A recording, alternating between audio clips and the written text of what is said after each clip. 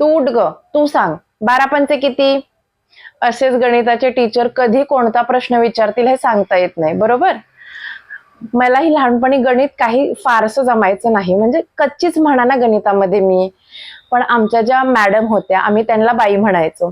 आणि त्या बाई काय करायच्या, प्रत्येक शनिवारी आम्हाला जेव्हा सकाळची शाळा असायची की नाही, तेव्हा त्या आम्हाला उन्हामध्ये बाहेर, वर्गाच्या बाहेर घेऊन उन्हामध्ये बसायच्या.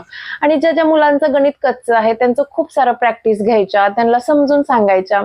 त्याच्यामुळे हळूहळू गणिताची गंमत कळायला लागली, गणित विषय खूप आवडायला लागला. भले कितीही अवघड गणित असू द्या, पण आपल्याला ते आलं पाहिजे ही भावना मनामध्ये जागृत झाली. आता गणित शिकवायलाही तितकीच मजा येते, गणिताची गंमत किती आहे हे मुलांना सांगायलाही खूप मजा येते. आणि गणित कुठल्याच मुलाला कधीच अवघड जाऊ नये हे मी माझ्या बाईंकडून शिकले. शिक्षक दिनाच्या सर्व शिक्षकांना खूप साऱ्या शुभेच्छा.